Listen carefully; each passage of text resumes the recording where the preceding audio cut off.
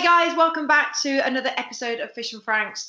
First of all, I just want to say a massive thank you from my point of view for number one, connecting with us, for listening, for staying tuned with us, for hearing people's stories, for being actively involved in everything and sharing everything we're here trying to do at Thomas Franks. The aim of what we're trying to do is honestly to have a frank conversation, an honest and organic conversation. We're trying to relate to you guys. We're trying to relate and we're trying to say it's okay that we're not always okay.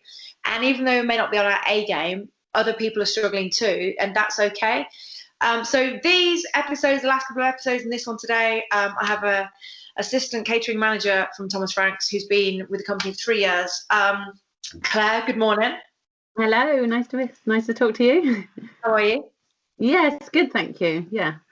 Claire, we just spoke a minute ago about obviously, lockdown and stuff, but just to make people aware, you're assistant catering manager at Thomas Franks, been there since 2018.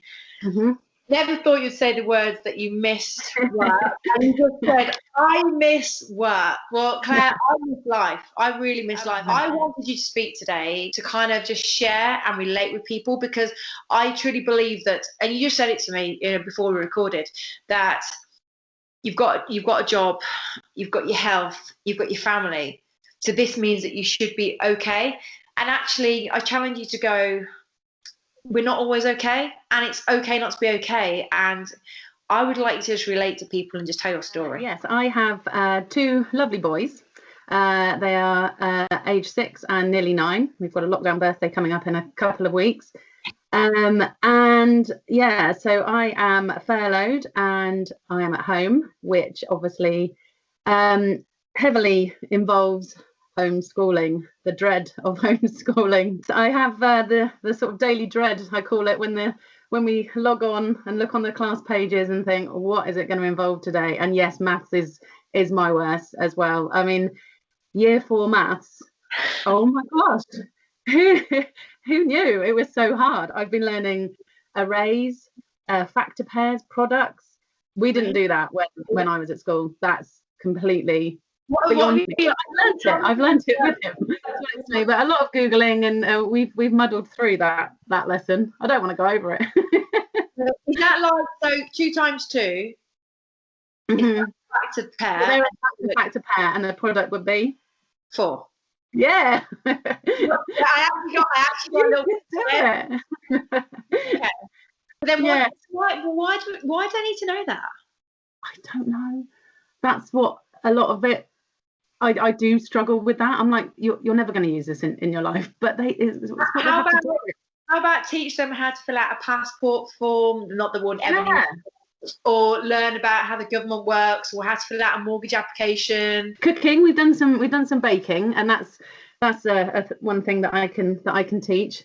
We talk about the weighing and stuff like that, but my scales are actually the old ones with the I still sort of work in ounces and stuff, where they're all grams, and it's just have the kids been as receptive as you thought they would have been, or more or less? Do you know what? They have literally taken everything in their stride. They have adjusted to lockdown fantastically. They did on the last one and this one again. But what I struggle with them is the motivation, and that's trying to motivate myself to motivate them, because I have to be, come on, let's do it, let's get this lesson done, and every day I try to say to them, let's get it done before lunchtime, but it never happens.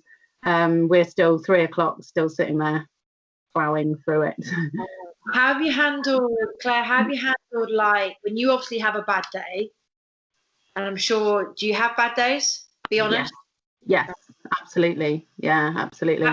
How do you handle it with your kids? I try not to be too shouty, because I don't like being like that. I just try to reason with them and say to them, look, we've got to do it. I've told them that I don't like doing it as well. When it's, I'm like, I know you don't want to do it. I don't want to do it either, but we've got to do it. Let's get it done. Then we can move on to, you can then go and do whatever you want to do. Because that's the trouble with doing it at home, I think, is that they've got all their stuff here. They've got all their toys, their computer games, which is a whole other subject. And they want to be doing other things that they can see around them. Whereas when they're in the school environment, they've only got school stuff around them. Claire, that's a really important point. Actually, just write that down. For me, my environment is so important for working, for training. But how do you do it in terms of with your kids? Have you had a designated workspace like an office? We have. So they have a playroom. This is where I am now, and we've actually bought a new desk. So we've got a really, really good setup. But it is where they play and it is where they work. So maybe I should. Well, I don't really have any other rooms that they. Is it worth having an area within that playroom where actually it's cornered off, so it's like that's the working space? Yeah. I don't know. Because I'm just thinking out loud now, and I'm thinking about other parents. Some parents have loads of room, some parents have no room. But for me, it's a massive part of my brain shifting the thought process. And the other thing is that we all have here, and kids have it.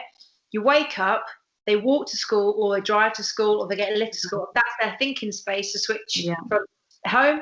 Yeah, And if this is to go on longer, I don't know. I don't know how it works. I think if I had maybe kids, I think I'd walk them around the block before getting to school and go, right, we're starting school. And that must be really difficult because it's like you don't have to go out the front door. So if it's raining, you'll go, oh, not today. It's actually about how you get the best out of the child, get the best out of yourself, correct me if I'm wrong, and then the best out of the overall situation that isn't a great one, but we're trying to make it a good one. I agree with that. I mean, some days, as bad as it sounds, they have been in their pajamas up until 12 o'clock, so they haven't had that sort of transition time, like you said.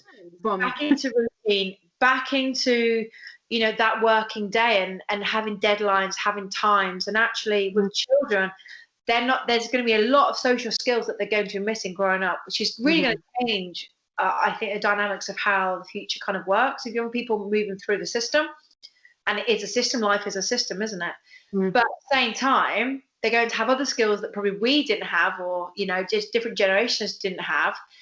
But then it's also adapting. What there is in everyone's world is structure, and how to meet deadlines, how to be disciplined, being disciplined to have your breakfast by a certain time, being disciplined to get changed and get ready for your school day, even though you're at home. The amount of times I didn't have a job and I was coming out of Team GB bobsleigh and then going back to rugby, I would get dressed every morning, wait for a phone call to go to work, and if I had work, great. If I didn't, I didn't. But I got ready for my starting day, so my mindset was in a good place. Yeah, I think it is really, really important to get yourself in gear. But like you said about the being ready at a certain time, do you know how many times I checked my phone for the time this morning? It's like the only time in quite a few weeks that I've had to be ready for a certain time. I'm like, oh my gosh, it's 8:30.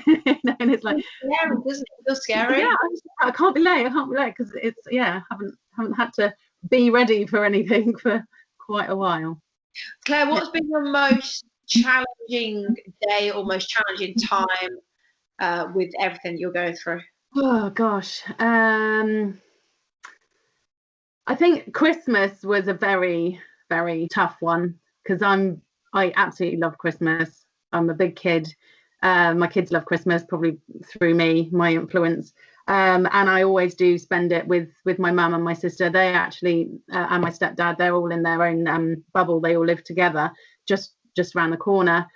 And I think when the message came that we weren't going to be able to spend Christmas together, that did bring me to tears. I had to phone my mum and say, we can't have Christmas together. But we made the best out of it. We had a PC set at the end of the table. I still cooked them Christmas dinner because they only live just around the corner. So I cooked everything, gave them Christmas crackers and took everything round to them. And then we had Christmas dinner with my in-laws as well. They live in Cornwall, and they had the PC set up. So I think that was probably the toughest time for me personally. But I think, with the kids, I think it's just it's always the homeschooling that just fills me with absolute dread. When homeschooling first started, Claire, did you ever think that come start of nearly February that we'll still be in this situation? No, and they've now said schools may be shut until potentially Easter, which, yeah, I think I need to, like you were saying, I need to just change things a little bit with routine and things like that, and just getting used to it, because it always just felt temporary, and now it's feeling like it is going to be more. It's going to be a longer period of time that we are going to, have to be doing this. So I do try to make the best out of it, but have the struggles with the guilt, the worry, frustration. It sort of, gets me every day. Claire, do you worry that their future is dependent a bit on this, on their education, how they come out of it, and exams moving forward? I do. I think mine are potentially young enough to not be too badly affected. My worry, my biggest worry is am I teaching them right? Are they going to go back and say, well, my mum said? I'll be like, oops. Because I mean the way they teach maths is different to how I was taught. Like long maths, we used to do it, going down that way. They do it across, and I can't do it like that. And I've actually introduced a calculator a couple of times as well. I'm sure I'm not supposed to do that. So yeah, I worry about that. I worry about. I do worry if it's going to affect them long term, but the way they have taken it in their stride, and they have adjusted to the huge change that has happened, I think they'll be all right. Kids are pretty resilient, to be honest, and I think education wise, I hope that they are young enough just to bounce back from it. What about from a mother's perspective, Claire, in terms of opportunity moving forward in life? What's your takes on this one? Opportunity for young people. So do you think opportunities are less? Do you think that I feel like the world has changed a little bit forever? Like will it ever be back to how it was in our country? I don't know, but I just feel like everywhere across the globe it has changed, and I'm not sure how much. I think we'll go back to where we were, but not as far back. But actually we're pretty forward, and we had a lot going for us. To try and take a positive out of it. I mean, we've sort of lived through history, so this is going to be, going on for and talked about for obviously, forever. What's been your biggest lesson, would you say, as an individual, as a mom? That I love work. I love going to work. I was a kind of a stay-at-home mum, and I was a childminder before I went to Thomas Franks, and then I was just like, I need to get out of it. Once my children started going to school full time, I was like, I need to go back to work. And then getting back to work, and at Shiplake College is I absolutely love it. And I miss it a lot. I miss the banter, the chats, and the social aspect as well. And I like going to work. I like having a break from my house. I mean, I love my house. I love my children and my husband. He's all right. But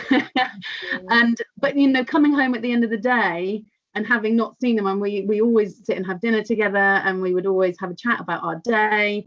And we don't do that now, because obviously we know what we've all been doing, because we've been in each other's pockets all day. So yeah, I've certainly learned that I miss my old way of life, but as I said, I am in a very fortunate situation, and hopefully, we will be going back to semi-norm. And in terms of your kids, what do you reckon they'll take from all this? I think they've actually really enjoyed it. What would be your 3 tips to any parent who's struggling? I think I would say to another parent is that do your best is enough. As much as I challenge myself with that every day, if you're doing your best, then it's enough. Your children they're going to be fine. You've got to, if you haven't got a garden or whatever, you've got work with what you've got, and the chances are if you're doing your best, then that's all you can do. And it's okay to have your down days. I really appreciate it. Thank you so much for sharing your story. Oh, thank you. It was lovely talking to you. Thanks, Claire. Goodbye. Yeah. Bye-bye. Bye now.